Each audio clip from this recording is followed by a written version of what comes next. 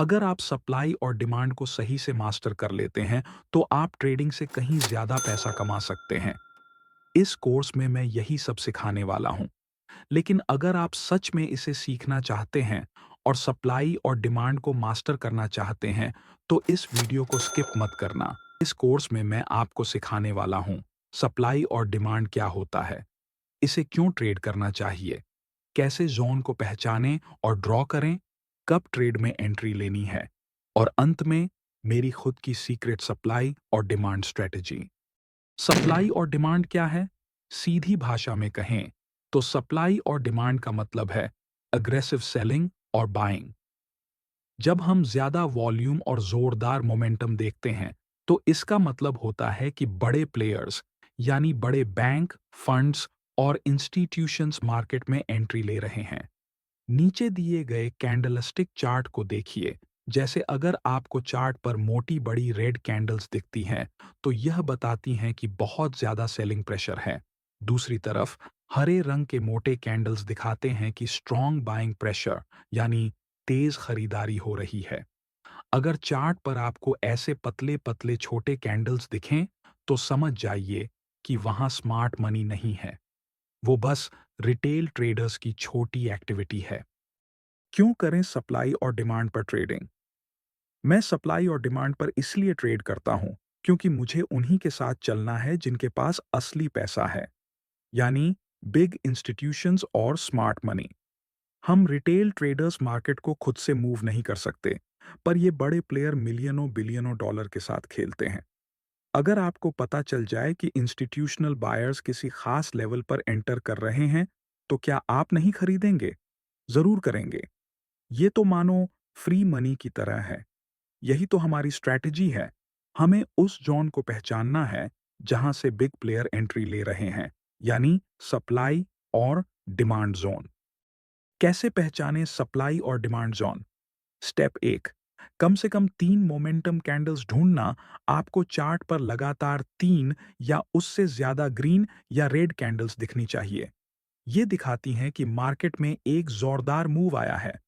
अब उस जोन की पिछली कैंडल को ढूंढिए जहां से मूव शुरू हुआ। फिर रेक्टेंगल टूल लेकर उस कैंडल का हाई और लो मार्क करिए। यही आपका डिमांड या सप्लाई जोन होगा। Step 2, consolidation zone. जब प्राइस एक ही रेंज में ऊपर नीचे हो रहा हो, बिना किसी क्लियर डायरेक्शन के, उसे कंसोलिडेशन कहते हैं। ऐसे में उस रेंज को रेक्टेंगल टूल से मार्क करें। अगली बार जब प्राइस उस रेंज में वापस आए और रिएक्शन दे, वहां एंट्री लें।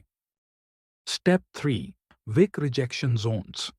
जब किसी लेवल पर बार बार लंबे विक शैडो बन रहे हों, तो इसका मतलब है कि प्राइस उस लेवल को बार बार रिजेक्ट कर रहा है। ऐसे जोन को भी आप सप्लाई या डिमांड जोन मान सकते हैं। उस एरिया के आसपास बॉक्स बनाएं और जब प्राइस दोबारा उस जोन में जाए, तो वहां रिवर्सल का इंतजार करें। सप्लाई और डिमांड का बेसिक कॉन्सेप्ट सीखने के बाद अब हम इसे चार्ट पर कैसे ढूंढना इसे जानते हैं। ये निफ्टी 50 का 24 अक्टूबर से लेकर 31 अक्टूबर तक का 15 मिनट टाइम फ्रेम का चार्ट है।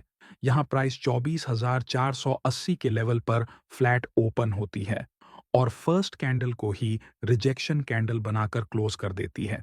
इसलिए यहाँ इस कैंडल के हाई और लो को मार्क करते हुए हम यहाँ एक सप्लाई जोन ड्रॉ कर सकते हैं। यहाँ इस फर्स्ट कैंडल के हाई और इस लास्ट रेड कैंडल की विक लो से हम एक रेक्टेंगल ड्रॉ करेंगे, जो मार्केट में एक डिमांड जोन के जैसे काम करेगा। अगर चार्ट को ध्यान से देखा जाए तो मार्केट इस लेवल पे बार बार सपोर्ट भी ले रहा है, तो हम यहाँ पे सपोर्ट ड्रॉ कर लेते हैं।